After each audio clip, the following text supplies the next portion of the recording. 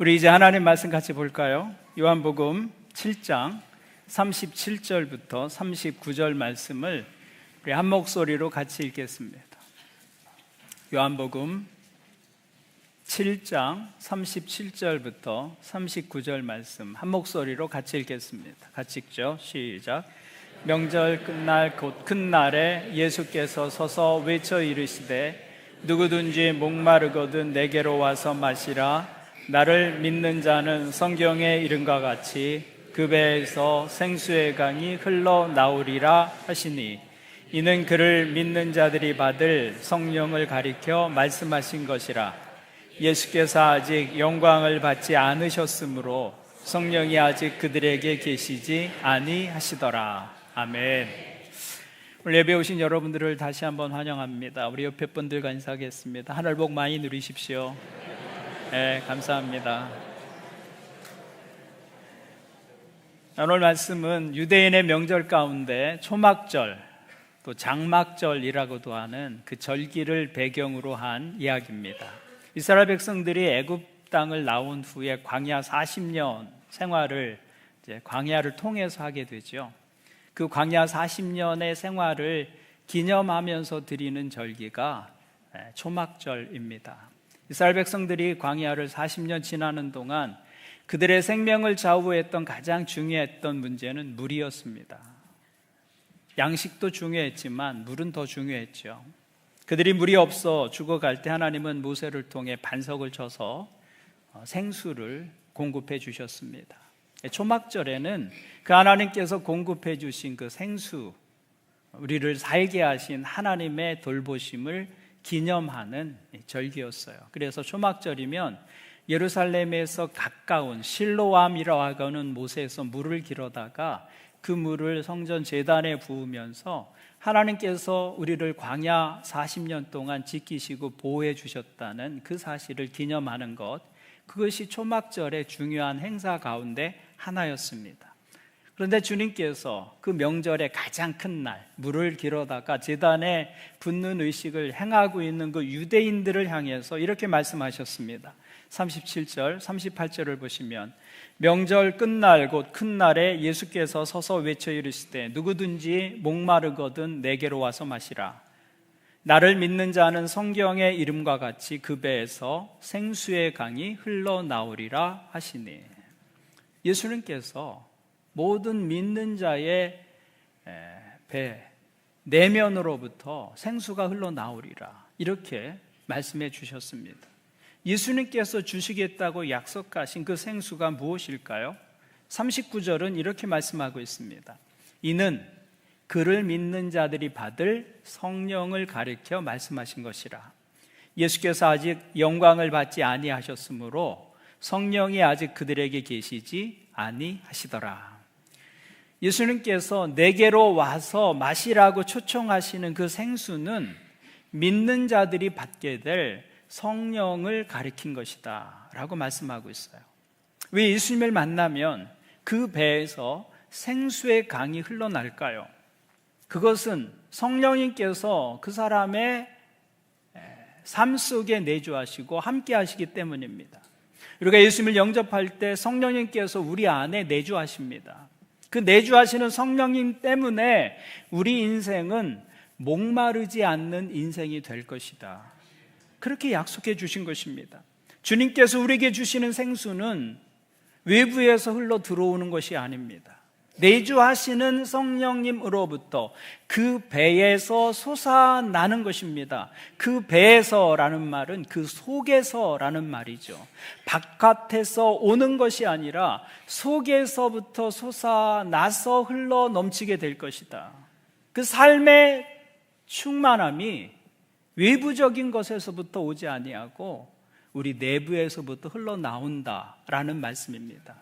그러므로 그 배에서 생수의 강이 흘러나리라는 말씀은 성령님께서 우리와 함께 계셔서 우리의 힘이 되시고 능력이 되시고 도움이 되신다는 말씀입니다. 그리고 이것이 그리스도인들이 세상을 이기는 비밀이고 능력이 되는 것이죠. 그래서 이런 사람들은 삶을 다르게 살 수 있습니다. 믿지 않는 사람들과 삶에 반응하는 모습이 달라질 수 있는 것이죠. 사람들은 삶이 처해진 환경에 어떻게 반응하느냐에 따라서 동일한 조건 속에서도 완전히 다른 삶을 살게 됩니다. 그래서 어떤 사람은 자기가 처해 있는 상황이나 환경을 보다 좋게 호전시켜 가면서 인생을 사는 사람들이 있습니다. 그런데 또 어떤 사람은 자신에게 주어진 현실을 더 악화시키면서 살아가는 사람도 있다는 것이죠. 어떤 사람은 자기 삶에 주어진 천국을 지옥으로 만들며 살아갑니다. 축복을 저주로 악화시키고 감사를 원망으로 만들며 살아가는 사람도 있어요. 그런데 또 어떤 사람은 지옥 같은 환경 속에서도 기쁨을 잃지 않습니다.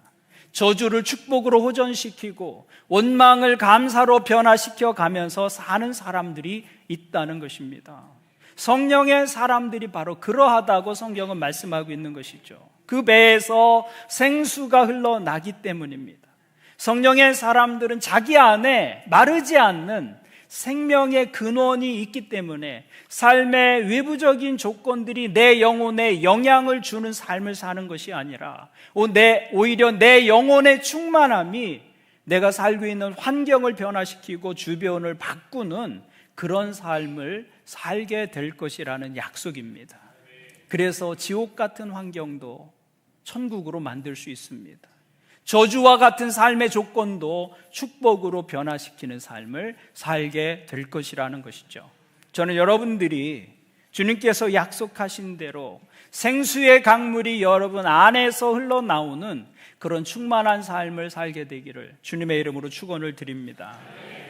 그런데 우리가 요한복음을 주의 깊게 읽어보면 요한복음에서는 하나님께서 우리에게 부어주시는 그 성령의 역사를 물로 비유하고 있는데 두 종류의 물로 비유하고 있는 것을 알게 됩니다. 우리 요한복음 4장을 살펴보았는데요, 사마리아 여인과 예수님이 대화하시면서 주님이 이렇게 말씀하셨습니다.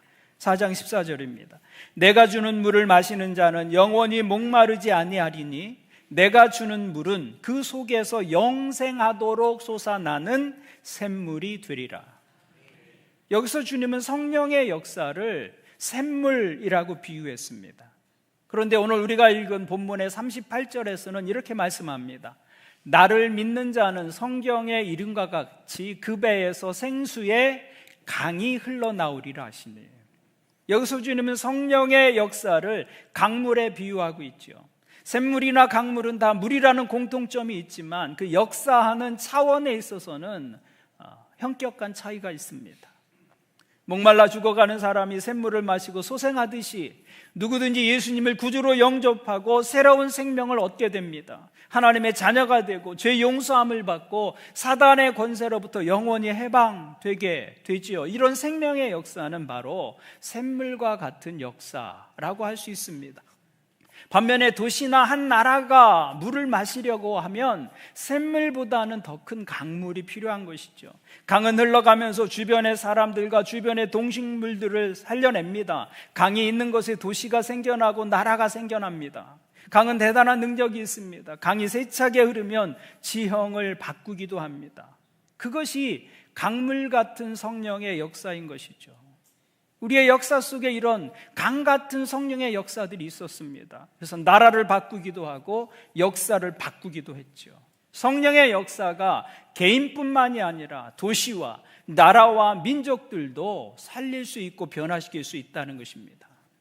구약의 에스겔 선지자가 본 환상이 바로 그것이었습니다. 에스겔서 47장을 보시면 성전 문지방에서 샘물이 솟아나기 시작합니다. 처음에 그 물은 샘물처럼 솟아났습니다. 마치 한 사람에게 성령이 임하는 것 같습니다. 그런데 그 문이 문지방을 지나고 성전 동문을 흘러서 시내를 이루게 됩니다. 그리고 그 시내가 점점 흘러가면서 더 큰 강물을 이루게 되죠. 그 강이 발목에 차오르고 무릎에 차오르고 허리에 차오르더니 능히 건널 수 없는 큰 강이 됩니다. 그리고 그 강에 물고기가 살고 그 강가에 나무들이 자라기 시작하고 나무 위에는 새들이 노래합니다. 그 강이 흘러가는 곳에 모든 생물들이 살아나고 죽음의 바다가 생명의 바다로 바뀝니다. 이것은 역사를 바꾸고 움직이시는 하나님의 성령의 역사를 우리에게 말씀하고 있는 것이죠. 하나님은 목마른 한 사람 한 사람을 만나 그들에게 영원히 목마르지 않는 샘물이 되어주십니다. 그러나 하나님의 역사는 거기에서 끝나지 않고 이 성령을 체험한 한 사람 한 사람이 일어나기 시작하면 그것이 점차 작은 시내를 이루고 점점 더 큰 강을 이루어서 한 도시를 변화시키기도 하고 한 나라와 한 역사를 변화시킬 수도 있다고 말씀하고 있는 것이죠. 그것이 성령의 역사입니다. 저는 믿는 우리를 통해서 이 하나님의 역사가 다시 이 땅과 이 역사 가운데 다시 나타나게 되기를 바라고 사모합니다. 그런데 그 물이 어디에서 흘러나온다고 말씀하고 있습니까? 에스겔 선지자는 하나님의 성전에서 그 물이 흘러나온다는 거예요. 사람을 살리고 세상을 변화시키시는 그 생명의 물이 하나님의 성전에서 흘러나온다. 그것이 의미하는 바는 세상의 중심은 바로 성전이다라는 말씀입니다. 성전이 세상의 중심입니다. 그래서 그 성전이 죽으면 이 세상도 생명력을 잃게 되는 것이죠. 그러나 그 성전이 회복되면 이 세상도 회복되게 됩니다. 여러분, 이것은 우리에게 큰 책임을 말씀하고 있는 것입니다. 교회가 부패하면 세상은 소망이 없어요. 교회가 이 생명을 잃으면 세상도 생명을 잃게 되는 것이죠. 그런데 성전이 회복되면 세상도 다시 회복됩니다. 그래서 성전은 세상의 중심입니다. 그런데 여기 성전이라고 하는 것은 눈에 보이는 건물을 말하고 있는 것은 아닙니다. 성전이란 인간이 하나님을 만나는 자리입니다. 그것이 성전의 본래 의미이죠. 하나님과의 만남이 없다면 그 건물이 아무리 종교적 형식을 따라서 지어졌다 할지라도 성전이라고 말할 수는 없을 것입니다. 따라서 성전이 세상의 중심이라는 말씀은 하나님과의 만남, 하나님과의 관계가 우리 삶의 중심이라는 말씀입니다. 그래서 그 하나님과의 관계가 부실해지면 우리의 삶이 무너지기 시작하는 거예요. 우리의 질서가 무너집니다. 영혼이 목마름을 경험하게 되는 것이죠. 에스겔서의 이 환상에 의하면 모든 생명의 존재는 하나님과의 관계에 달려 있습니다. 하나님이 생명의 주인이시기 때문이죠. 그래서 성전이 세상의 중심입니다. 하나님과의 만남, 그 하나님과의 관계가 우리의 삶의 중심이 된다는 것이죠. 그런데 이 성전은 신약에 와서는 어떤 건물을 의미하는 것이 아니라 이 성전은 이제 예수 그리스도 자신을 의미합니다. 그래서 예수님께서 요한복음 2장 19절에서 이렇게 말씀하셨습니다. 너희가 이 성전을 헐라. 이 성전은 눈에 보이는 예루살렘 성전이에요. 너희가 이 성전을 헐라. 내가 사흘 동안에 일으키리라. 그리고 성경은 이 말씀을 이렇게 해석하고 있습니다. 21절입니다. 그러나 예수는 성전된 자기 육체를 가리켜 말씀하신 것이라. 주님 말씀을 통해서 너희가 눈에 보는 이 성전, 예루살렘 성전이 성전이 아니라 내가 성전이다 라고 말씀하신 것이죠. 예수님은 땅에 있는 이 눈에 보이는 성전을 허무시고 십자가 위에서 새로운 성전을 세우셨습니다. 곧 자기 육체를 속죄의 제물로 내어주시고 세우신 그리스도의 몸으로서의 성전을 말씀하고 있는 것이죠. 그래서 이제 사람들이 하나님을 어디에서 만납니까? 십자가 아래에서 하나님을 만나는 것입니다. 그래서 예수 그리스도의 몸이 성전이 되는 것이죠. 그런데 주님은 거기서 한 걸음 더 나아가셔서 예수 그리스도를 영접한 모든 그리스도인들에게로 그 성전의 개념을 확대하셨습니다. 그래서 오늘 말씀 38절을 보시면 주님께서 이렇게 말씀하십니다. 나를 믿는 자는 성경의 이름과 같이 그 배에서 생수의 강이 흘러나오리라. 에스겔이 보았던 성전의 환상, 성전의 제단 아래에서 흘러나오는 그 생수의 강이 이제는 누구에게서 나온다는 거예요? 나를 믿는 자, 그의 삶 속에서 에스겔이 보았던 성전에서 흘러나오는 생명의 물이 모든 믿는 사람들을 통해서 나온다고 말씀하고 있는 것이죠. 예수 그리스도께서 성전이 되시기 때문에 그분을 영접한 사람들, 곧 그를 믿는 자들은 모두 자기 안에 무엇을 가진 것입니까? 성전을 가진 것이죠. 성전. 그래서 에스겔이 환상 속에서 본 그 생수의 강이 이제는 모든 믿는 자의 배에서 그 내면으로부터 그 생수의 강이 흘러나온다고 말씀하고 있는 것입니다. 바울 사도는 이것을 이렇게 단적으로 설명하고 있습니다. 고린도전서 6장을 보시면 너희 몸은 너희가 하나님께로부터 받은 바 너희 가운데 계신 성령의 전인 줄을 알지 못하느냐. 그러니까 오늘 이 말씀에 의하면 이 성전은 이제 누가 되는 것입니까? 예수 그리스도를 믿는 한 사람 한 사람이 바로 그 성전이라고 말씀하고 있는 것이죠. 그래서 예수 그리스도를 영접한 내 안에 생명수가 항상 흐르고 있어서 우리가 어디에 가서 누구를 만나든 내 속에서 흐르는 그 생명의 생수로 다른 사람들을 변화시키고 살게 할 수 있는 존재로 우리가 변화되었다고 성경은 말씀합니다. 그것이 너희 몸이 성령의 전이라고 말씀하시는 성경의 의미인 것이죠.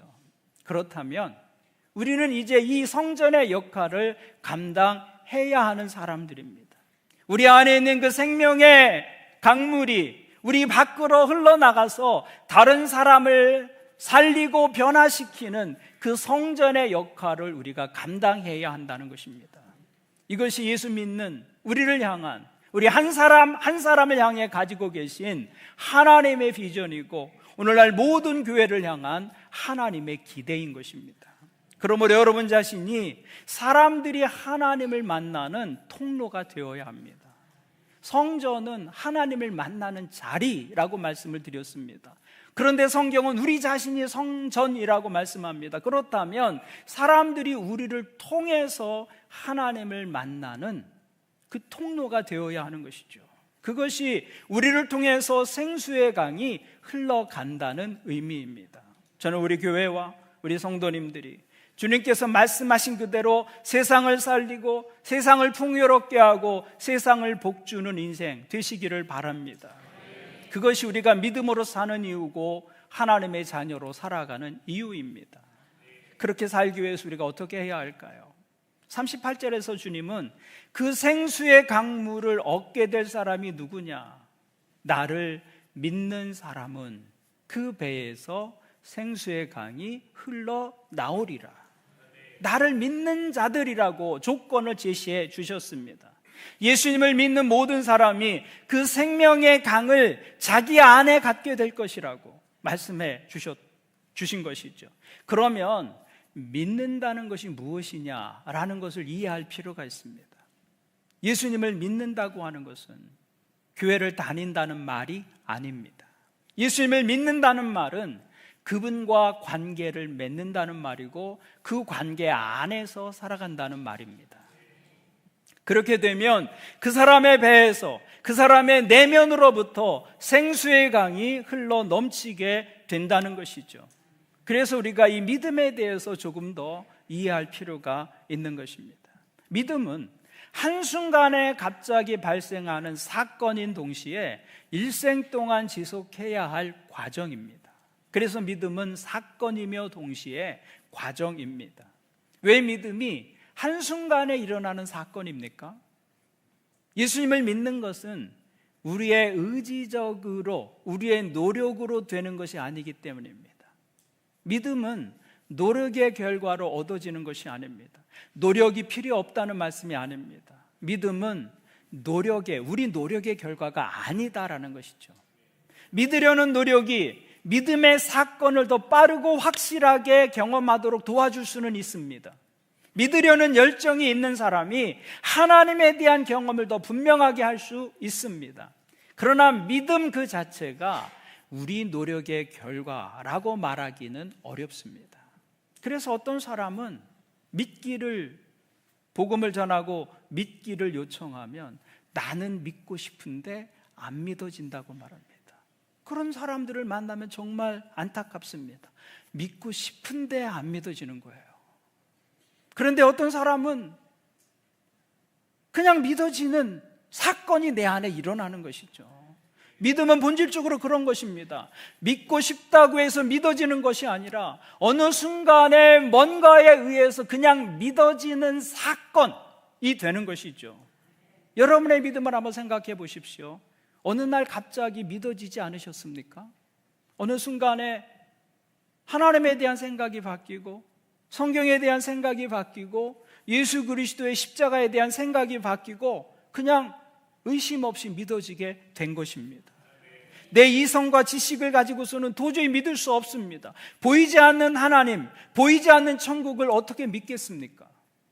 그런데 어느 날 갑자기 믿어지기 시작하는 것, 그래서 믿음 그 자체가 은혜라고 말씀하고 있는 것이죠. 저도 어느 날 그리스도의 십자가를 설교하시는 목사님의 말씀을 듣는데 그 십자가가 나를 위한 하나님의 사건이라는 것이 그냥 믿어지기 시작했습니다.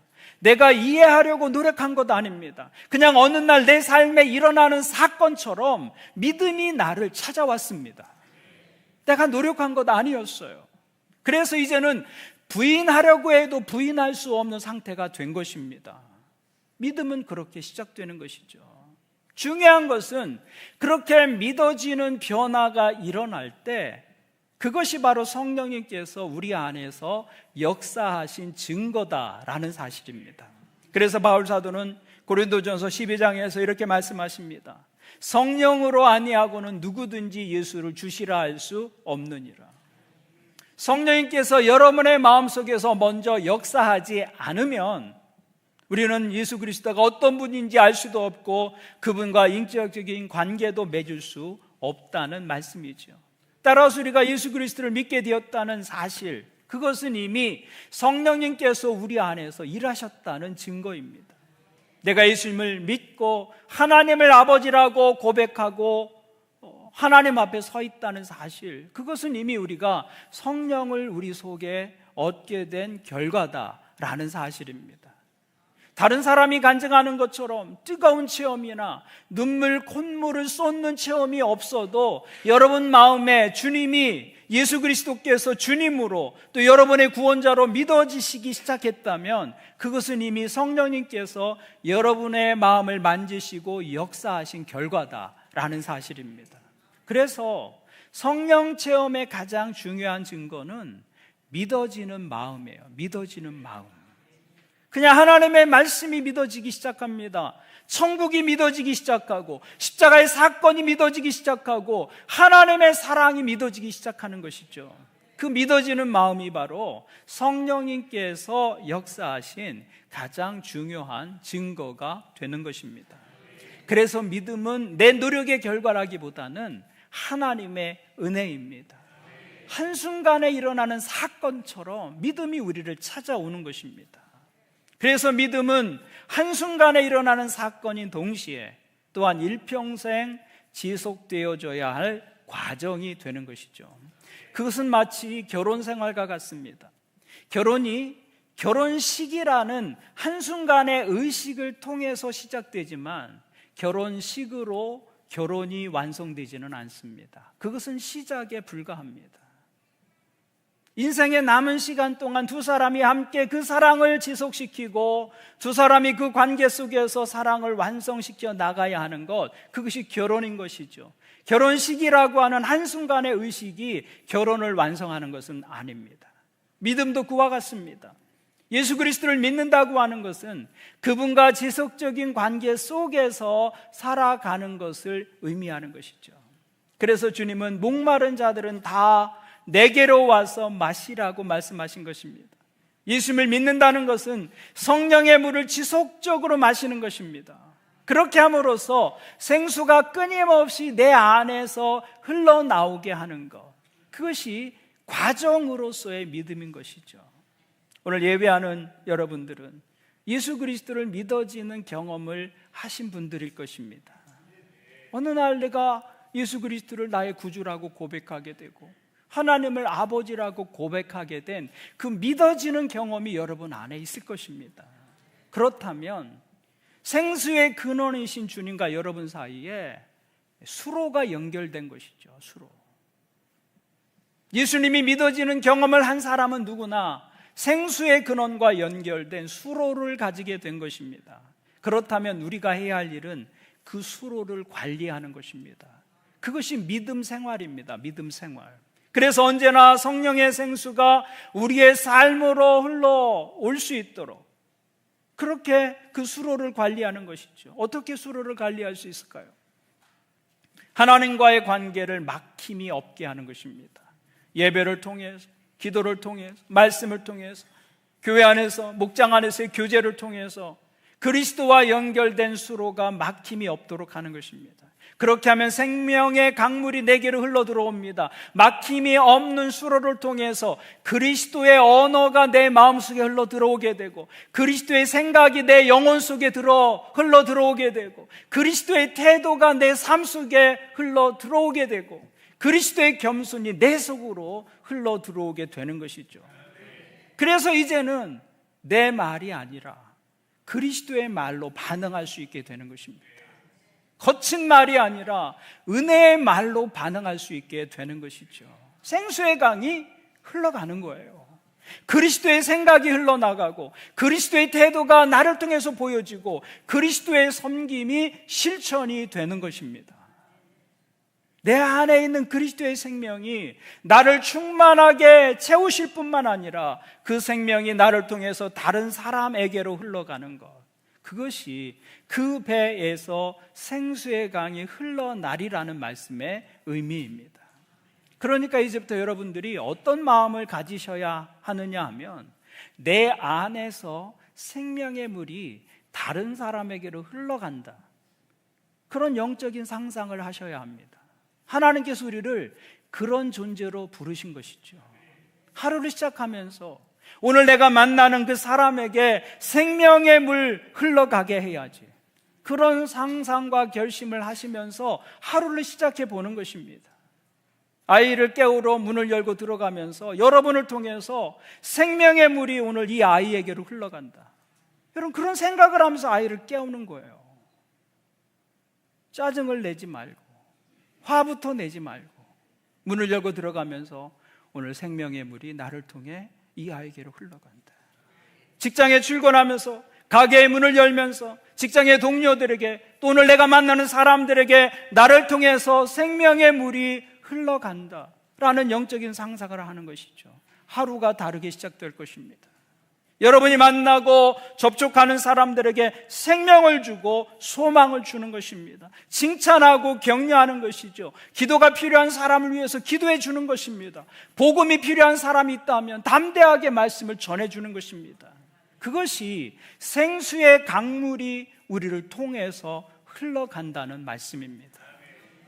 우리가 그렇게 살기 위해서 몇 가지 실천의 원리를 말씀드리고 오늘 말씀을 정리합니다.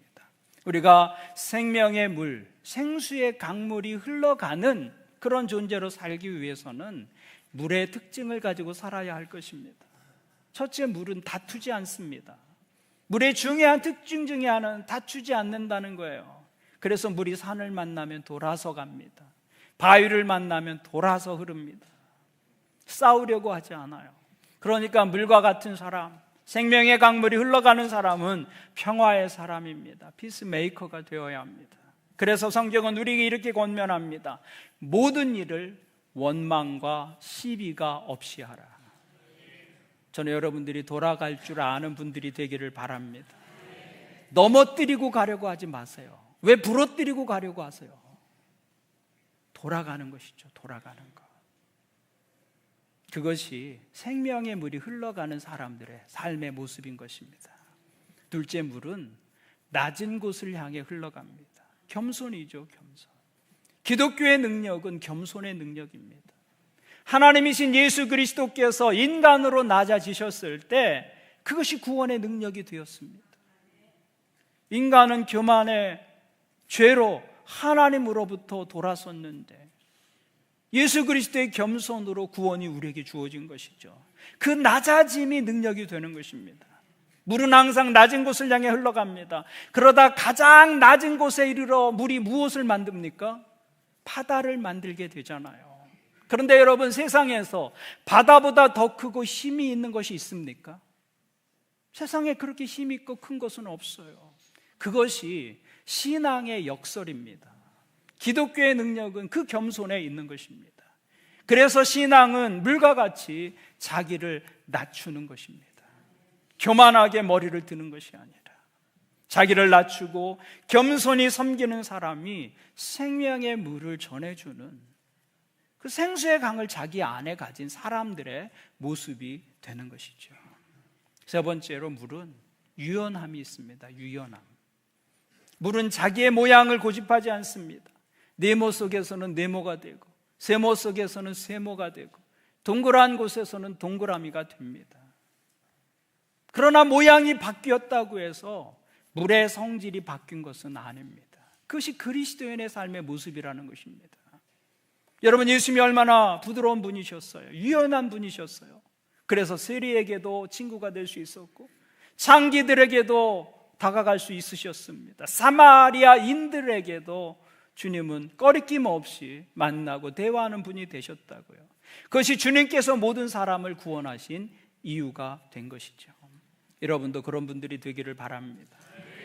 상대방의 입장으로 다가가고 상대방의 자리에 서서 이해해주고 섬겨주는 것이죠. 그것이 생명의 강물이 흘러가는 사람들의 삶의 모습인 것입니다.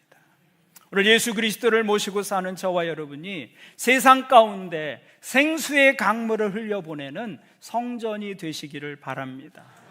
예배하는 여러분, 모든 성도님들이 세상 속에 원망이 아니라 감사를 흘려보내고 비판이 아니라 격려를 흘려보낼 수 있고 저주가 아니라 축복을 흘려보내고 사망이 아니라 생명을 흘려보내는 그 생명수처럼 우리의 내부로부터 흘러나오는 그 생명의 강물이 흘러나가는 움직이는 성전으로 우리가 살아가는 것, 그것이 믿음으로 산다는 말의 의미인 것입니다.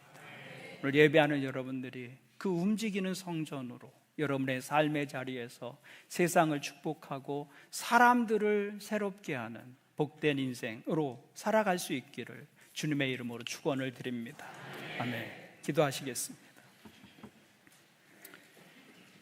하나님 아버지, 오늘 우리를 불러주셔서 감사합니다. 누구든지 목마른 자들은 내게로 오라고 우리를 불러주시고 생명의 근원 되신 하나님과 연결된 삶을 믿음으로 살게 해주시니 감사합니다. 우리 안에 계신 성령님을 통해서 우리의 삶이 치유되고 회복되게 도와주시옵소서. 마르지 않는 샘물을 우리 안에 갖게 하시고 또한 그 물이 흘러 세상을 축복하는 생명의 강물이 되게 역사하여 주옵소서. 예배하는 모든 성도들이 세상에 감사를, 격려를, 축복을 흘려보내는 복된 삶 살아가게 도와주옵소서. 부딪히는 상황 속에서도 다투지 않고 돌아가는 지혜를 배우게 하시고 가장 낮은 곳으로 올라 모두를 품는 겸손을 가지게 하시고 나를 내려놓고 상대를 품는 유연함으로 인생을 살아가는 하나님의 자녀들 되게 하여 주옵소서. 그리하여 우리 안에 계신 성령님을 통해 세상에 복음의 생수를 흘려보내는 움직이는 성전으로 살아가는 하나님의 백성들 되게 하여 주옵소서. 축복하며 예수님의 이름으로 기도합니다. 아멘.